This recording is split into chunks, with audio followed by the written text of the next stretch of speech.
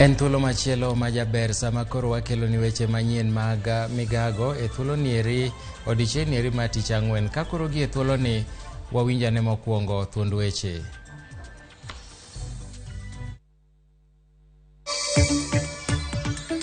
Komiti mar chike maneno commissioners ang'wen mag IBC koro golo lipot mondo mi ochuog aput manono commissioners go. Ramogi TV obago thieth manono e boma ma Kisumo e kinde chenro mamoko mobagi e bomano e samo adhialo higa achiel nyaka ne yangi Ramogi TV. Piny mangima hingo odiechieng' mar kute mag ayaki ka nyasi ibago e gwenge mopogore opogore pachoka.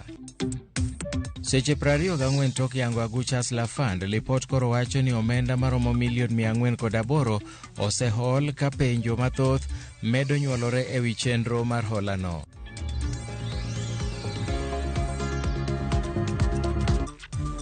Machiegni janeno mar Ramogi TV nyinga Milton Ochieng'.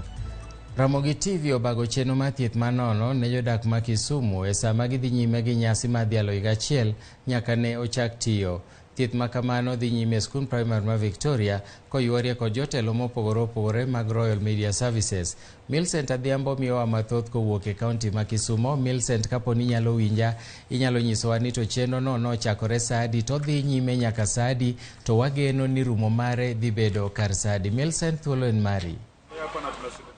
Erokamano ahinya Milton, achiel kachiel kwa wuok e skul primar ma Victoria Primary ma bende yudore e boma ma Kisumu. Mana kaka nwasengetonu okinyi ma kawuono, kaka nuneno ni oganda nosemolo kaendi kotenore kod chenro mar chiwo thieth manono ne oganda mawuok alwora ma Nyanza kendo joneno kod johera mag Ramogi TV. Wan kae nikech gin kendo wan kod bende jokanyo mowuok e migepe mopogore opogore ma bende noriwore kodwa mondo ne ni odiochieng'ni ochopo kare. Ka bende gin bende jogo manowuok oko mondo gibi giti kodwa kanyakla mondo waneni oganda mochopo kae oyudo thieth makare. Ang' nachak wuoyo kodgi achiel kachiel gi miwa twak magin godo kotenore kod gimomiyo ne giriwore kodwa mondo migi konywa dhialo odiochieng'ni e yor duoko lwetwa ne nyikwa Ramogi Ajwang'. Kachako kodi king'iyo kachibo chako na gi nyingi tinyiswa ni iwuok e migawo mane to ang'o momiyo nuneno un kaka jo Kisumu specialist mondo riwri kod Ramogi TV e dhialo odiochieng'ni e yo makende mar chiwo thieth manono kaka achiel kuom yorno mar duoko ne lwedo ne oganda kod johera duto mag Ramogi TV. Ani iluonga ni Lewis Telo. Ae migawo mar Kisumu Specialist Hospital. Kisumu Specialist Hospital wamiyo ji thieth mopogore opogore, midieny mopogore opogore nikech kaka wantie Kisumu County ka waneno ni kawuono wabi mondo wakony jo Kisumu ka. Iyudo ni ji mang'eny sana nitie ot ok nyal yudo thieth, emomiyo kawuono wabiro wariwore gi Ramogi TV mondo ine kaka wanyalo konyo ji manyalore. Jok manyalo wuok, jok manowuok aneno ka gibiro turi ka. To turi ka Kisumu Specialist bobiro e yo manyalore mondo yud kaka jogi nyalo yudo thieth. To kata kamano wan but Riat kacha wanyalo oro jikono mondo be oyud thieth e yo manyalore. To Kisumu Specialist Hospital kineno ko biro ka to ng'eya ni wan gi jo Kisumu to Ramogi TV be kaka ineno ko biro ka amor kabisa kendo waendelea matek kabisa mondo wane kaka wanyalo konyo jo migawo makae, jo area maka Kisumu County, Kisumu te mondo biya. Koro kapod ine ot kanyo Kisumu to Kisumu Special nika Ramogi iwore mana nikech in. Erokamano ahinya botere achiel kachiel ir achiel kuom bende jogo ma bende owuok e migawo machielo biro nyisowa ni to en owuok e migawo mane to ang'o momiyo ne gineno ni ber giriwre kodwa odiochieng' ma kawuono. Machiegni kichako gi nyingi Daktari Bol leronwa tia e migawo mane to ang'o momiyo neno ni ber mondo odiochieng' ma kawuono Ramogi TV dhialo hikgi achiel kendo gichiwo thieth manono ne oganda uneno ni ubed kodgi kanyakla kukonyoru kod maneno ni oganda mochopo ka yudo thieth makare. Erokamano ahinya. An iluonga ni Dr. Frederick Ochenge. Ane matelo ne Rise Pharmaceutical which is mobedo based in Germany to one branch wa Kenya ka. Koro wan Rise watimo importation mar COVID test kits kendo wathiedho ji bende. Koro waneno ni sama Ramogi timo gima chal kamae ne jo community. Wan bende kaka wan jo Rise Pharmaceuticals wahero ni wambo give back to the community. Nikech waneno ka jowa tho e mier nikech ok ginyal yudo thieth malong'o. Jowa nigi shida mag wang' to kaka ginyal yudo thieth malong'o onge. Koro omiyo no inyo kada Ramogi ne timo gimoro bila ni waneno kaka jo Rise nwagocho ne partner wazo mantiere Germany moro funding momiyo watimo gima chal kama. Koro Erokamano ahinya. Koro inyalo jiwo joma pok ochopo gi jogo mochopo kaendi bende thieth dhi timore yo makare mondo kik gibed kod chuny moto kata motho. Inyalo wachonegi ang'o? Yes, sana wadwaro ni jowa mantiere kuma poni dala mapod ma chunygi tho, thieth wan godo ka gi yedhe nitiere, wan gi dakteche molony e yore mopogore opogore, koro ringuru matek ubi kapok waloro sa 12 odhiambo. Thank you so much. Welcome. I can say you're coming from the Brookside Limited Company. Yes. So I just want you to brief us on where your company, so it fits to join us in celebrating Ramogi TV at 1 and offering this free medical camp to our people around Nyanza region. Thank you. Thank you so much. I want to thank you so much on behalf of Brookside. My name is Alfred Makori, and I'm the Regional Sales Manager, Brookside Western Region. I think I want to thank Ramogi and Season as a family for a job well done. It's been a pleasure coming to celebrate with you people on this new anniversary. I can quote one of your viewers who said, it's not a bouncing baby, it's a moving baby. I think we have moved on well. We want to partner with you, and I think it has been a very good gesture that the community is able to get free medical camp, and it's good for us as a company to come and showcase our products and show the community what we can offer. I think it's a good opportunity, and I want to thank Ramogi and Season as a family. So as Brookside, what kind of support did you offer to Ramogi TV on this day to make sure that this event sees the success of how it was planned to be? Thank you. We've come in handy. We brought 100 cartons of Brookside TCA, and I think we saw it wise that we need to come and give our people, the elderly and the children.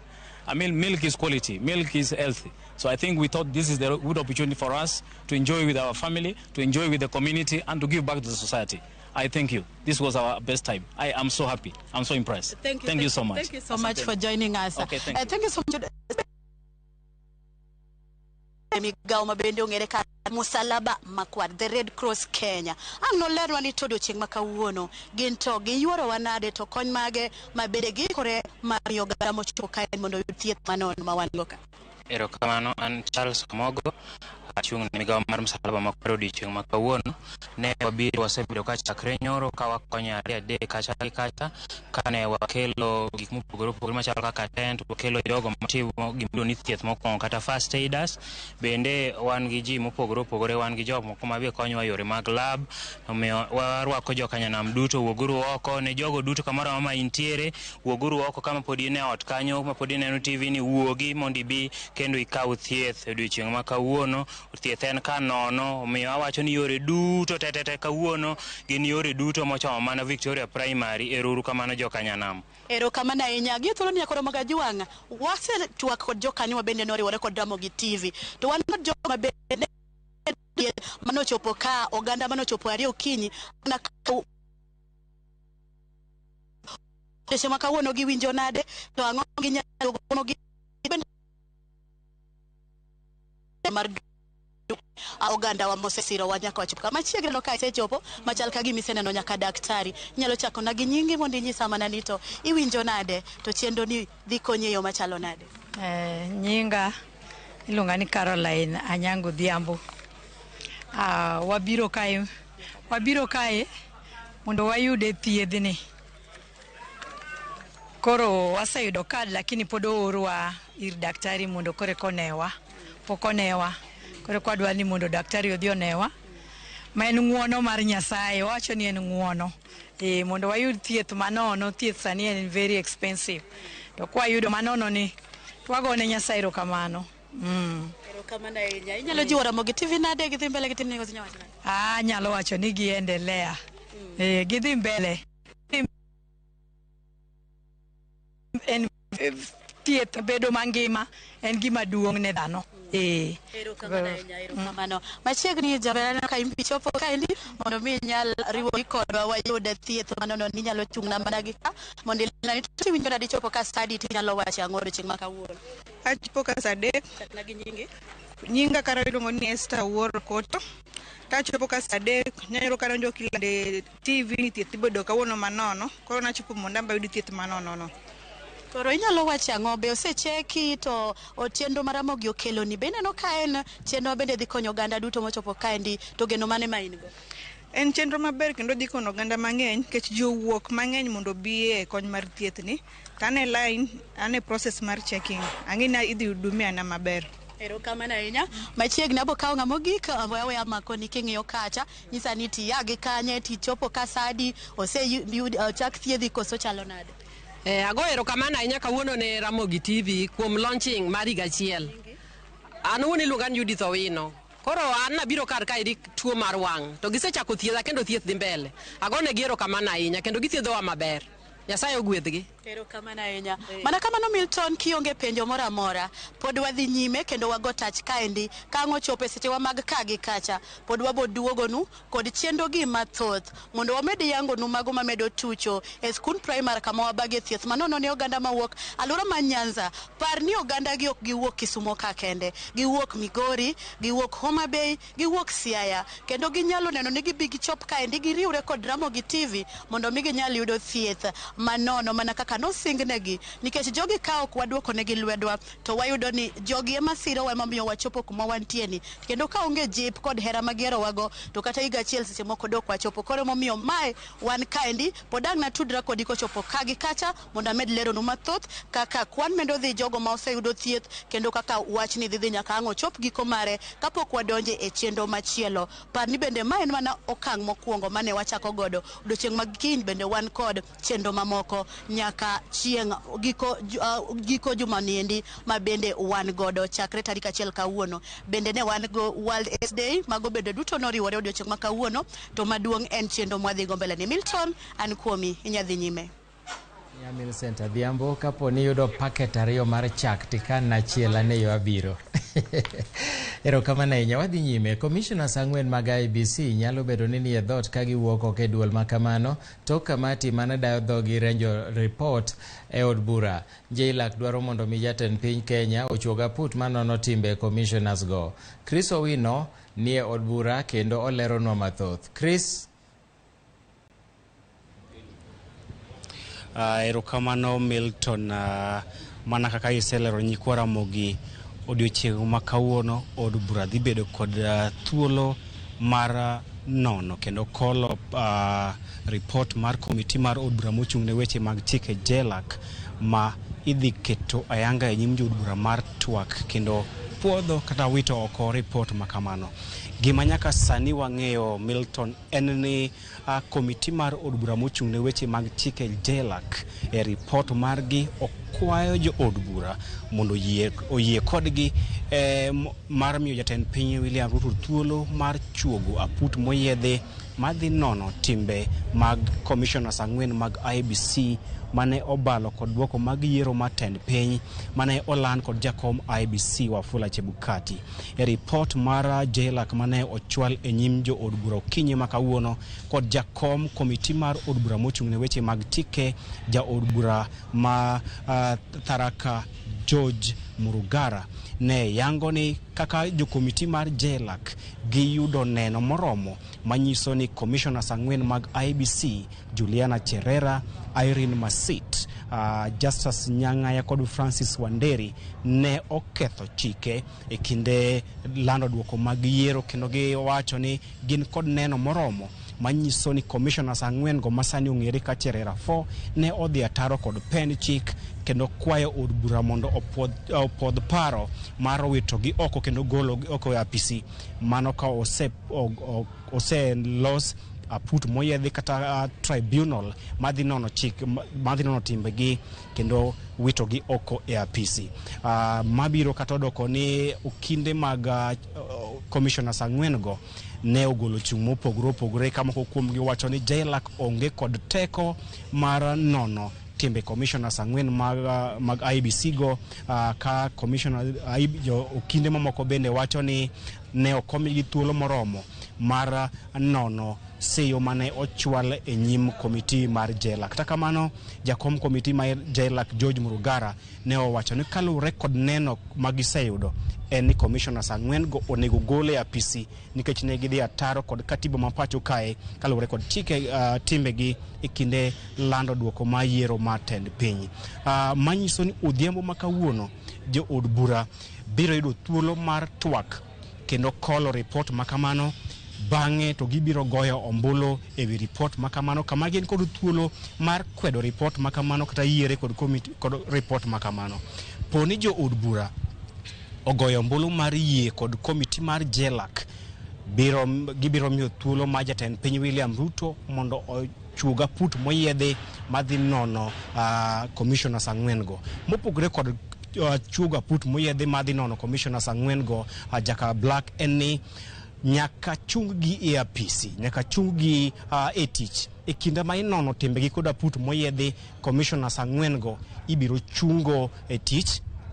Bang'e koponi aput moyiedhi oyudogi kod ketho ibiro gologi e apisi. Koponi aput moyiedhi ok oyudogi kod ketho to gibiro dhi nyime kod tayo chenro mag tayo IEBC e pacho kae.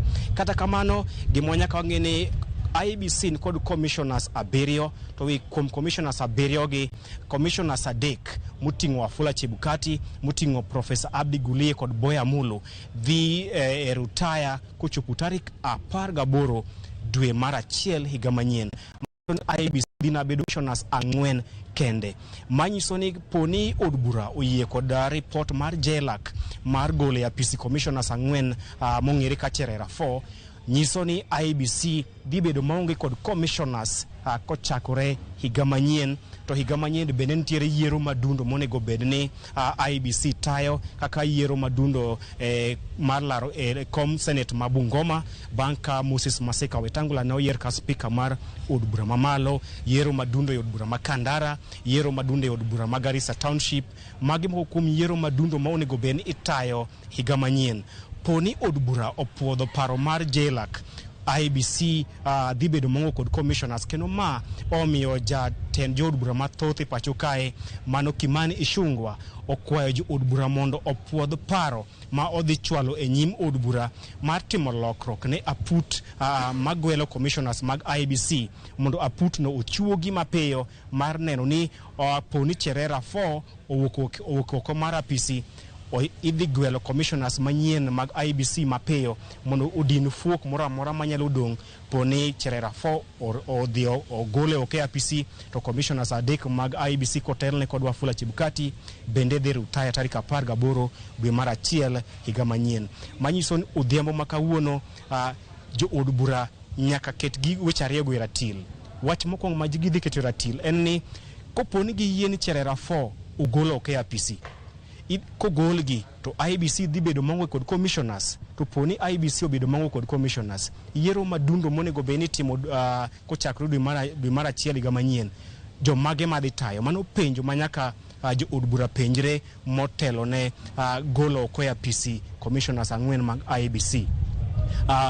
Kendo bende warito neno ka jo od bura dhiyie kod kwayo ma ochwale nyimgi kod jatend jo od bura mathoth Kimani Ichung'wah madwaro ni mondo olok chik machuogo aput moyedhe magwelo commissioners mag IEBC mondo IEBC kik bed ni onge commissioners madhi tayo IEBC kochakore higa manyien. Milton, IEBC en duol maduong' ma dak bed ni IEBC bedo maonge commissioners. Maen gima Kimani Ichung'wah wacho ni diketo piny Kenya e midhiero mar chike kata constitutional crisis nikech poni yiero madundo moro idhi luongo jomake madhi tayo yiero nikech gwelo commissioners mag IEBC bende en chenro mararieya ma ok en chenro manyalo tim ndalo 2 ama kata dwe achiel kende. En chenro manyalo kawo dweche 6.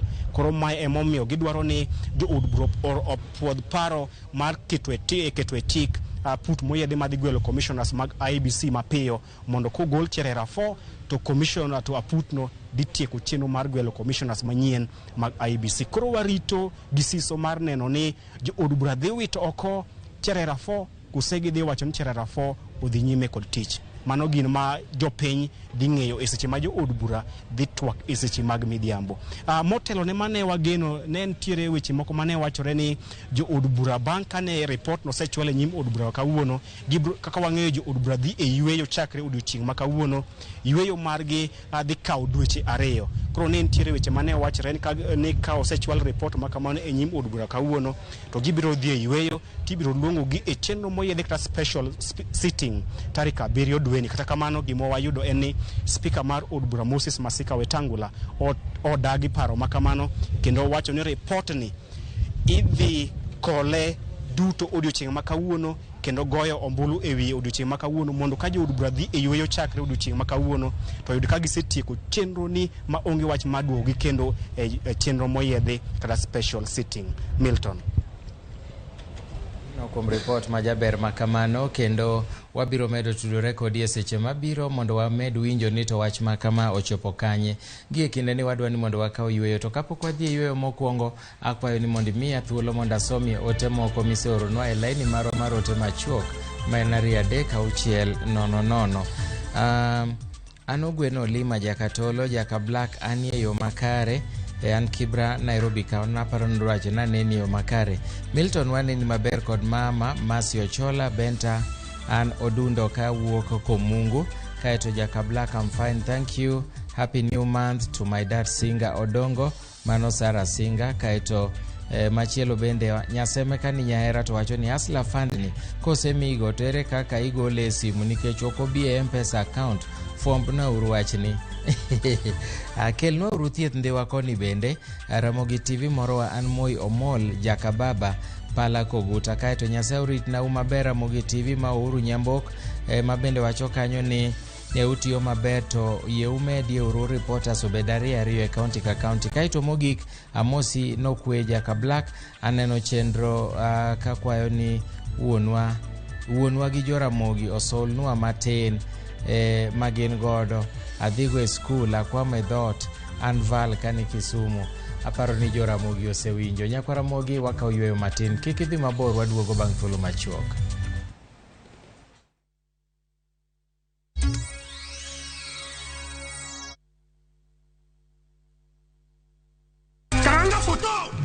Machiegni nyakwa Ramogi ajwang' e chenro mar ngoma owake wuok tich wakelo ni ngolo manyien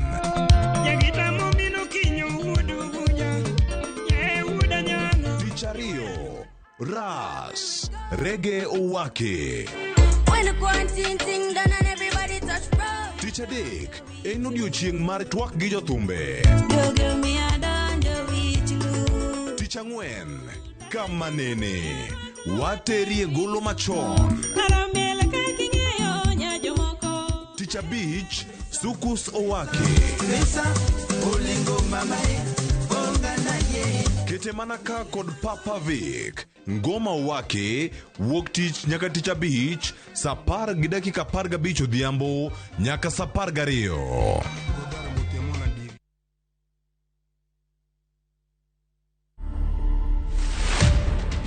Highway Secondary School is a school that is full of talent. We believe in producing all-round students. In the civil service, we produce quite a number of renowned people. The father to the current premier of the UK was actually a student here in 1966, and that is actually something to be very, very proud of.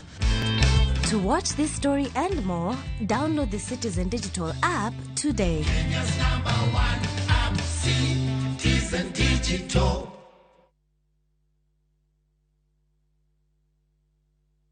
It's the World Cup season. Ni wakati wa mashabiki kushinda zaidi. Cheza mechi za World Cup on shabiki.com for the biggest odds in Kenya. Tumeboost odds zetu. Place your bets on the World Cup matches on shabiki.com and enjoy big winnings. Kuwa Shabiki. Not for persons under the age of 18. Betting can be addictive. Play responsibly. Shabiki.com is authorized and regulated by the BCLB. License number 416. Shabiki.com.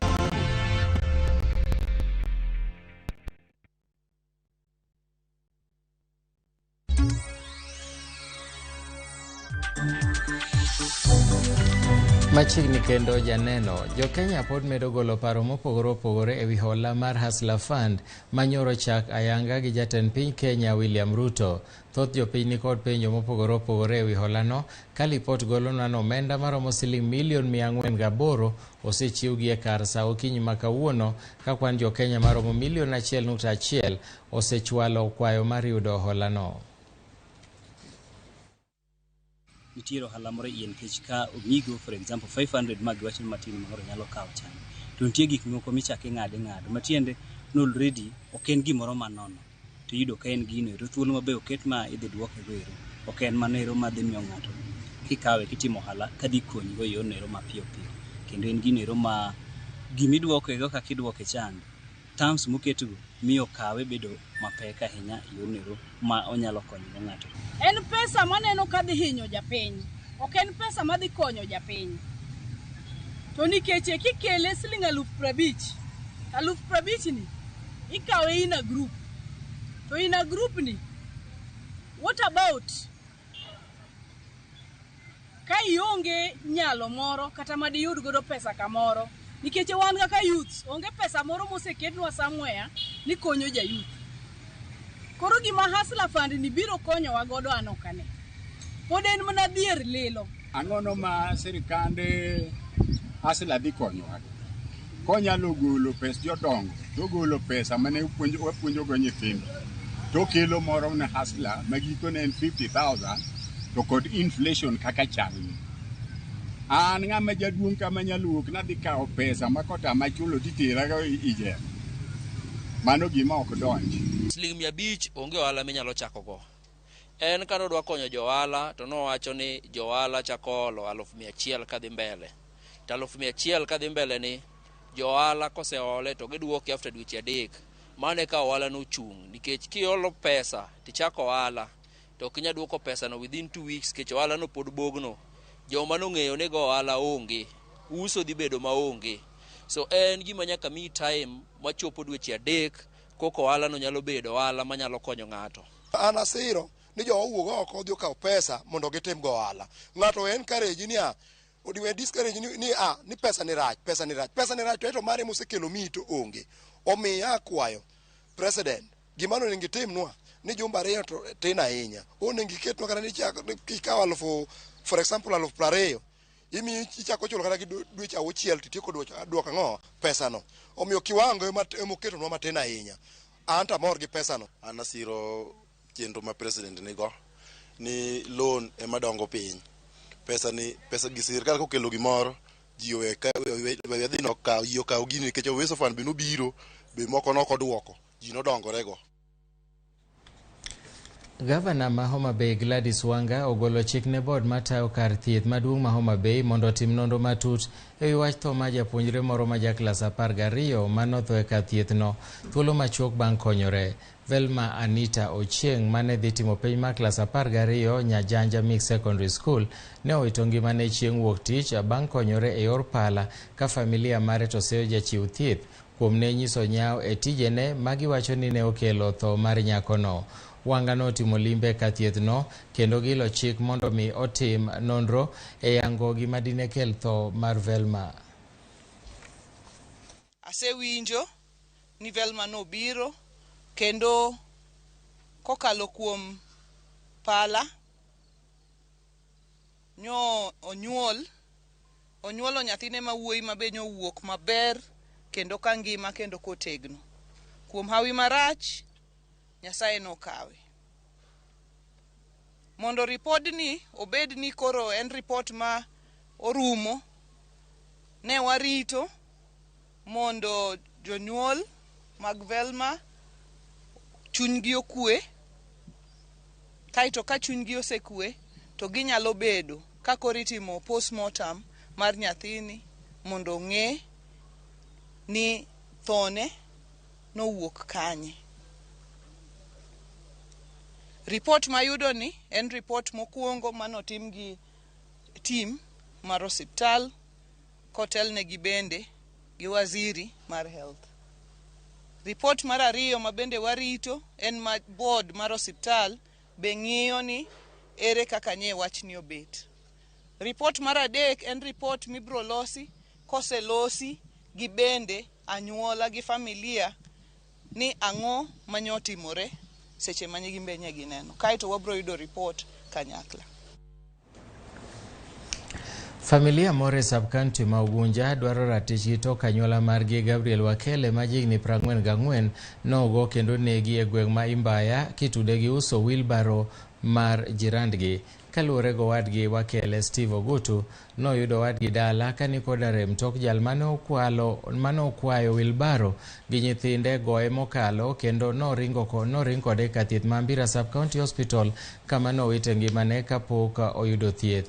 Owacho ni gisechiwo lipot nobila kendo tipo mar jogo kaka ne gigoyo owadgi no gisechwalo na pisas mag okwach kich makmana ni onge okang' moro amora mosekao. Ndugu yangu alikuwa na kesi ya wheelbarrow. Aliomba hiyo wheelbarrow. Sasa wakati alienda kafanya kazi na hiyo wheelbarrow hakurudisha wheelbarrow. Huyu akamwambia tutakaa chini kama familia, ngoje tu usimfanyie chochote, wacha hiyo maneno tutashughulikia. Akatoka kaenda Ugunja kwa ndugu yangu huyu mwenye ameongea hapa. Tena kufuatilia hiyo maneno huko. Sasa wakati huo alichukua hiyo hatua, alipigwa. Walipiga ndugu yangu na wakakatakata kichwa, mguu, mkono. Mimi nilipigwa simu saa 10 jioni hiyo Sunday. Ndugu yako amepatikana kwa njia kama amekatakatwa. Nikashangaa sana. Ni wale wametoka hapa na ndugu wangu ama ni wakina nani? Dakika kidogo ananipiga simu kuja nyumbani, ndugu yetu amekufa. Kufika nikapata ndugu yangu amekufa yenyewe. Hata video niko nayo. Kuna mtu alipiga hiyo vile walikuwa napiga ndugu yangu. Video niko nayo. Nilitumana kwa CID wako nayo. Mimi pia naomba serikali achukue hatua, achunguzwe, wachukue kazi yao kawaida kulingana na department yao. Wafanye kazi imalizike. Sikuacha mtu kwa tabu. Hiyo ni kuchowesha watu kila pahali kukua hivyo. Nyako Ramogi we monda tiegi kanyo makmana ni nitie ote achiel momako chunya madwani monda lernu aneno ka ng'ato ndiko ni jakabla kaneno Migago kan madhare apenjo niya to kare shabiki mulando ni en miriambo nikech nyocha awen odwokna mana pesa mana betgo penj na Tom bwana ni to kare shabit Qatar jackpot mbaoni Qatar jackpot ni en miriambo gimaero mana nyisi en niya Samiloyo Qatar jackpot samoro unji 100 moloyo ing'e chik mar jackpot mora mora ji 100 go bro pogo siling 60,000 no kata ka unji 1,000 emomiyo samoro nyalo paro no duok ni pesa manitugo go opognu e diere ng'at ka ng'ato manoloyo nikech samoro uloyo ji mang'eny mano chik mar jackpot e kar go punda mora mora. Aduoko ni erokamano kuom bedo koda e thuolo ni duto makmana ni bang' thuolo machuok adhi e pap kocha mondo wabed kodi e kuku World Cup. Nyinga Milton Ochieng, bed godi chieng' mokwe.